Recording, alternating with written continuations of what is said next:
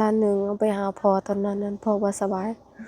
เป็นอะไรอาการเรานั่นนี่ยังบ่ทันได้ไปหาเพิ่นเลยแต่ตั้งแต่มื้อนั้นอ๋อเพิ่นบ่ได้แบบว่าคนอยู่ในนั้นบ่ได้โทรมาบ่บ่แสดงว่าอาการเราก็คือสิดีขึ้นแล้วบ่ฮู้คือกันคือในอาการบ่เราบ่ให้ดีเพิ่นก็น่าสินั่นยัฮะนเราบ่ให้เขาโทรว่าจักบ่ว่า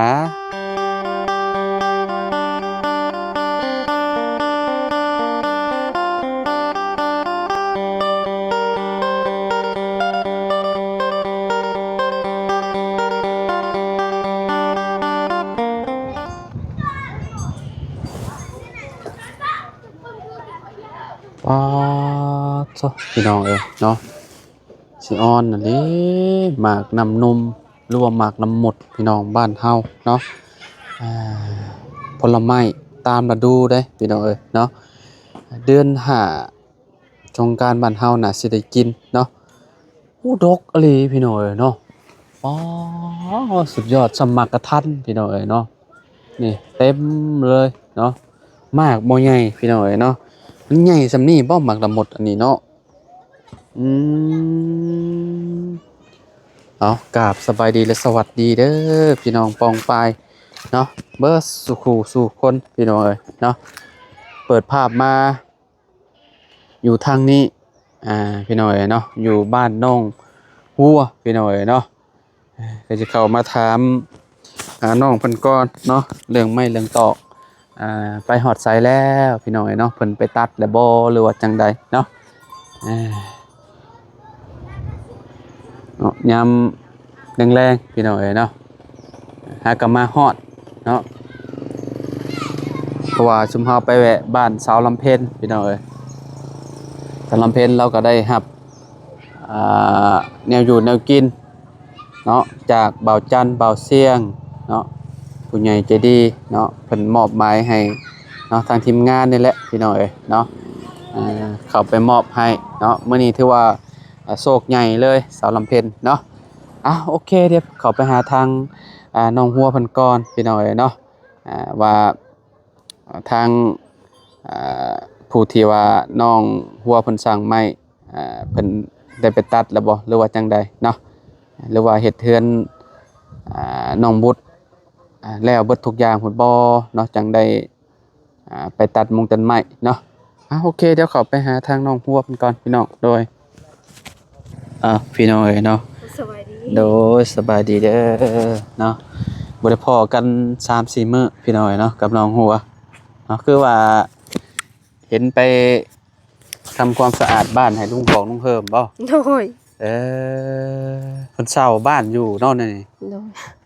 หลังบักใหญ่เนาะแม่นเห็นเพิ่นพากัน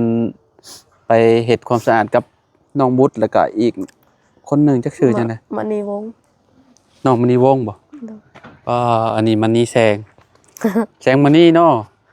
มณีเสษอืมเฮ้ยพี่น้องเอ้ยเนาะเอาหากลับมาฮอดบางบ่ดนนี่แหละพี่น้องเอ้ยเนาะมาฮอดบ้านน้องหัวเนาะทางบ่าวจันเพิ่นก็ไปอัปเดตทางบ้านน้องบุตรเนาะบ้านน้องบุตรก็สิสมบูรณ์แล้วเนาะโดยแล้วเรียบร้อยแล้วเนาะโดยอืมีแต่เขาทาขึ้นมือวันพฤหัสเขาขึ้นวันพฤหัสใดโดยพฤหัสสิมานี่นะนี่อืวันนี้มวันจันทร์วันจันทร์หรือวันอังคาร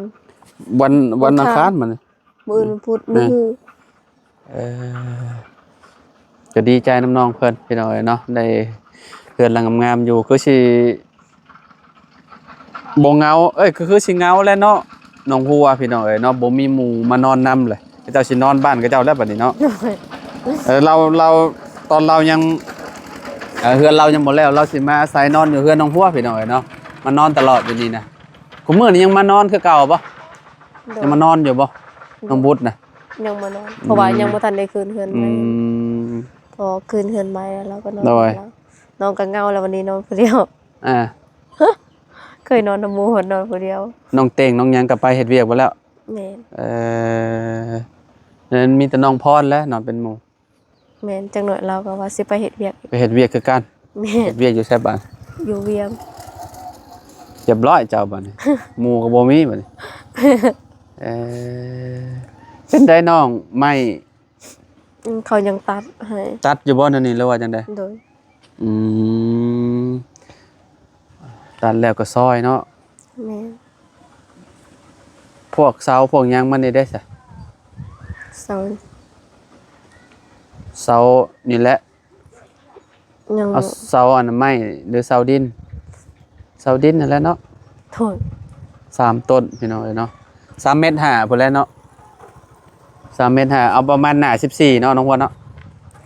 พี่น้องเอ้ยนี่นะอันนี้หน้า12อันนี้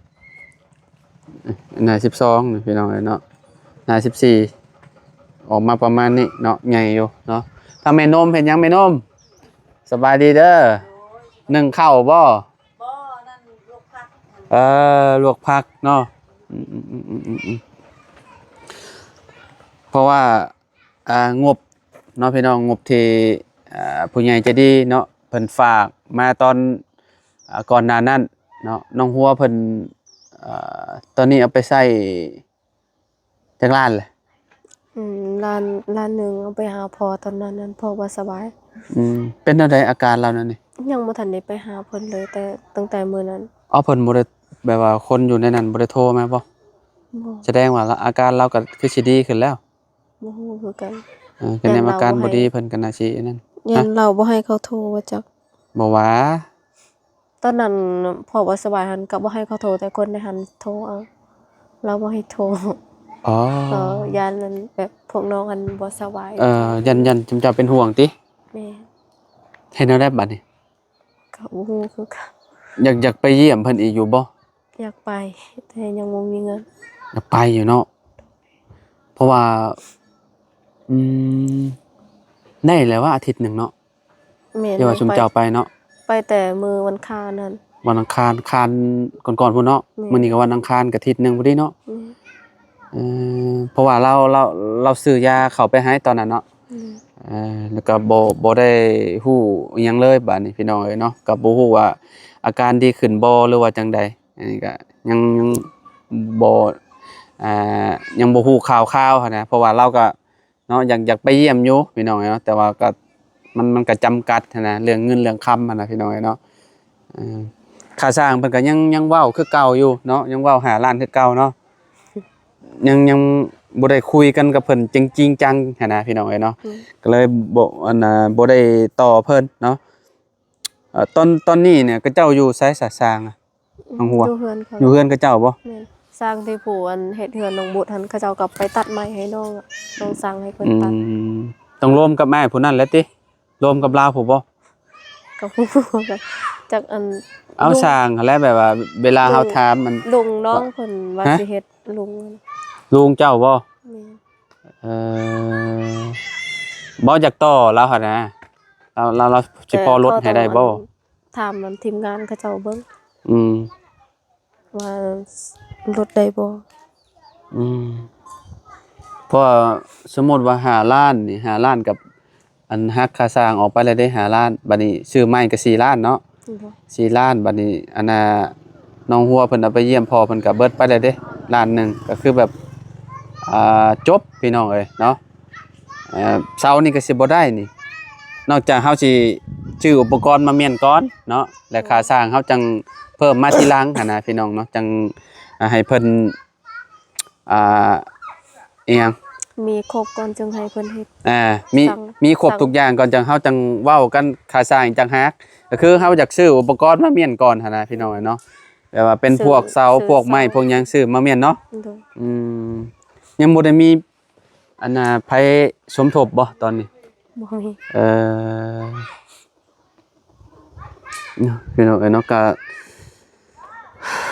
เนาะถ้าเบิ่งนํกันนั่นแหละพี่น้องเอ้ยเนาะมื้อเพิ่นแก่มงแก่ไม้มาเพิ่นสิมาซอยอยู่ไสซอยอยู่นี่บ่หรือว่าจังได๋ เราซอยอยู่ป่าน่ะมีแต่เอามา อยู่ป่าเลย แม่น อยู่ซอยอยู่ป่าแล้วเอามาให้เจ้าอยู่เฮือนเลย โดย อืมเอาก็เอามาไว้แถวนี้แหละเนาะพ่อเนาะ โดย มาเก็บเมียนคักแน่พี่น้องเอ้ยเนาะเสานี่ก็อยู่นี่มีบ่ เสาดิน อยู่นี่ได้ บ่มี เฮาต้องสั่งอยู่ไสเนาะบ้านสั่งอยู่พุ่นบ่อยู่บ้านเมืองแสนบ่หรือว่าอยู่บ้านดงบ่ เมืองแสนอันใกล้ก่อน เนาะเมืองแสนใกล้เนาะ นี่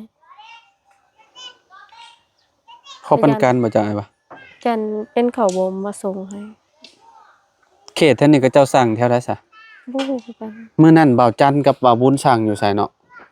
อยู่บ้านอันนี้บ่บ้านดงบ่ น่าจะอยู่บันดุงเขาซะ เอออ้ายอยากได้หน้า14ให้เจ้าอยากได้หน้า14มันจังใหญ่นี่เนาะหนึงหั่นน่ะอันนี้มันหน้า12มันยังน้อยอยู่เพราะว่าให้มันแบบอ่าพอดีพองามหั่นน่ะอันนี้หน้าสิหน้า16บ่หน้า16ก็18แล้วเซาเจ้าพี่ได้บ่เพิ่งสิเอาออกมาพี่ได้ขนาดนี้เอาออกมาฮอดพี่เด้อทุกคนเนาะ นี่เนาะ ปอพี่น้องเอ้ยโอ้โอเคจากพุ่นมาพี่มันก็5 เมตรแล้วเด้อ5 เมตรปลายแล้วเขา ไว้ดีจ้ะและ เขาว่าตกพี่แล้วเขาว่านึกว่าเฮ็ด วันนี้ นี่เพราะว่า3 ต้นเด้ ทำต้นบ่ แม่น3 ต้นได้พี่เด้ ต่อก็จะเลื่อนเลยนี่เนาะ แม่นต่อปึ๊บๆๆออกมาพี่ คือบ่เฮ็ดแยกเนาะ หึ คือบ่เฮ็ดแยก เฮ็ดแยกก็ต้องโว้หลายต้นแล้วสาวเนาะ 4 ต้น หึ 4 ต้นประมาณสัก4 เมตรซะ 4 ต้น ใหญ่ 4 ต้นนี่ตึก ตึก3 เมตร ตึก 3 เม ตึ ต ก ร4 เมตรนี่แหละ เอาแยกบ่ แยกมันสิดีกว่าว่ะ หืม เดี๋ยวเราเฮ็ดห้านติดกับเพื่อนนี่มันสิได้ย่างทะลุจริงๆเวลาขายของมันสิบ่โอ้บ่ได้มันสิเปื้อน ในความคิดเจ้าว่าจังได๋ แต่ในความคิดได้สุดๆแล้วแต่เนาะว่าสิได้ก็ได้เพื่อนตามใจผู้อยู่ผู้ปลูกตามใจผู้ แบบ นอนได้ แบบนี้บ่ว่าเพิ่งเนาะคะแนน4 ต้นก็แบบนี้เนาะแบบนี้ เอ้ย เฮ็ดแต่เฉพาะร้านค้า สี่นี่ อืม สี่ห้าถ้าใครอยากให้มันงามกันนะคุณที่ฮอดนี่นะ 5 คูณ 4ติ 4 คูณ 5 เออ5 คูณ ไม่6 เมตรไม่คือ6 เมตร 4ก็ดีคือกันบ่อยากเอาติดเฮือนก็ได้ แม่น เอาแบบ แยกเด้อันนี้ก็เปิดประตูหนึ่งหน้าหลัง แงนบ่เจ้าว่ะ อันเงี้ยนะ แงนตรงนี้เนาะ กระทืบเงี้ยเนี่ย หมางอนนะเนี่ยหมาแงนนะ มาโหน หมาฮอนหมาฮอนบาดนาฮองแต่4 ต้นเนาะ โอเคกว่า มันติดเฮือนมันก็แม่นความบ่เพิ่งอยู่เด้อพี่น้องมันก็ ติดเพื่อนสมมติว่าห้องนั้นมันบอกบัดยางทะลุตารางเลื่อนกับบ่ได้บัดแต่พ่อก็เป็นยางของมันนี่โอเคกว่าขนาดมันเป็นสิเลือด จักแล้ มัน จากแรกบางทีเอาลงหั่นอาจสิแอมแล้วก็เฮ็ดประตูออก ดูหันก็ที่ยางปุ๊บ ลองคอมเมนต์มาบ้างเนาะพี่น้องเอ้ยเนาะใส่เสาจากต้นดีอ่ะ อันนี้ขึ้นบ่ได้บัด ทั้งนั้นสิขึ้นบ่ได้ แม่นคือเฮ็ดแชกหั่นก็สิบ่งาม แม่นต้องอยู่ไผอยู่ลาวหั่นน่ะเนาะ นี่ตาม เพราะว่า มานี้เสานี้มานี้ เพราะว่าเนาะนี่เนาะ แม่น เฮ็ดทางแปลงดีๆนี่เนาะอันนี้ก็ขึ้นทางบันไดเฮือนครัวซะมุมนี้ก็อ่านี่แหละให้ตรงกับมันนี่เนาะว่าเพิ่นเนาะ จะให้คักก็ใส่หน้าต่างอันหนึงตรงนี้ เวลาเฮาเข้าแล้วก็เปิดออกเขานั้นเวลาลงมาจะพุ่นก็เปิดเขานั้น แม่น แบบว่าใส่เปิดเอาบ่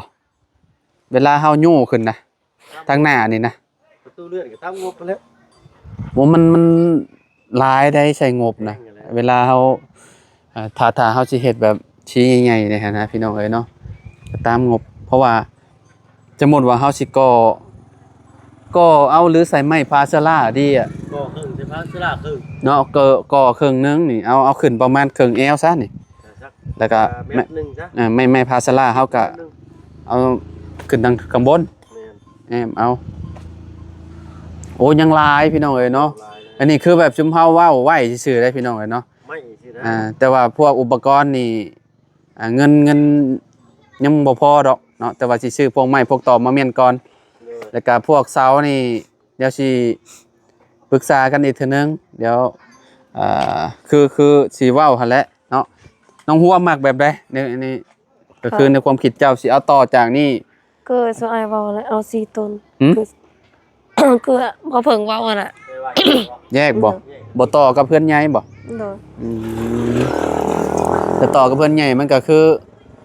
มันสิบ่งามคือที่เว้าหั่นแหละพี่น้องเอ้ยเนาะมันสิเป็นจังไดเนาะผู้ใหญ่เพิ่นก็ถามมาอยู่ว่าใช้งบเท่าใดเฮาก็ ประเมินยังบ่ได้พี่น้องเอ้ยเนาะว่าสิใส่เบิดเท่าไหร่เนาะเงินหั่นนะแต่ตอนนี้ก็เบิดค่าไม้ก็4ล้านเลยเด้อเนาะค่าสร้างเพิ่นก็บอกมาแล้ว5ล้านเนาะเงินจำนวน10ล้านน่ะก็บ่พอแล้วเนาะก็เลยแบบสิซื้ออุปกรณ์มาก่อนได้ตัวใดก็สั่งตัวนั้นเก็บสะสมไปให้แล้วเนาะน้องจันไปฮอดไสแล้วฮอดเดือนแล้วเราไปเนาะ ยังบ่ฮอด สิฮอดได้ติ วันที่15นี่ฮอดเด้อ 45บ่ แม่นวันที่15 15เดือนนี่ แม่น ครบ1เดือนบ่ แม่น โอ้ เพราะว่าวันที่15นี่เราเอาเงิน 15เราไปบ่ แล้วว่าวันที่15นี่เอาเงินเดือนแล้ว อืม ฮอดเดือนแล้ว เงินเดือนเราออกโอเฮไผน่ะจ้ะ เฮ้น้องชาย เออ เอามาพอสารให้ตั้งแต่เรา บ่ได้ลุยบ่เจะหวานเป็นอยู่บ่ บ่เป็น เนาะเป็น ยามนี้นี่เริ่มแล้วพี่น้องเอ้ยเริ่มสิแบบอากาศเริ่มร้อนเริ่มหยังแล้วสามารถลงเซลงหยังได้เนาะหาอยู่หากินพี่น้องเอ้ยเนาะยามนี้ถือว่าโอเคเลยเนาะน้ำเซเริ่มบกแล้วจักหน่อยน้องหัวก็ลอยน้ำลวงอีกแล้วเนาะมื้อนั้นได้บ่มื้อนั้น บ่ได้ บ่ได้ตามเราเลยมื้อน่ะพี่น้องเอ้ยเนาะ เราข้ามไปฝั่งนั้น บ่ได้ถือนะเด้บ่ได้ถือส่งมาเด้บ่ได้ลงน้ำนำแล้วเนาะ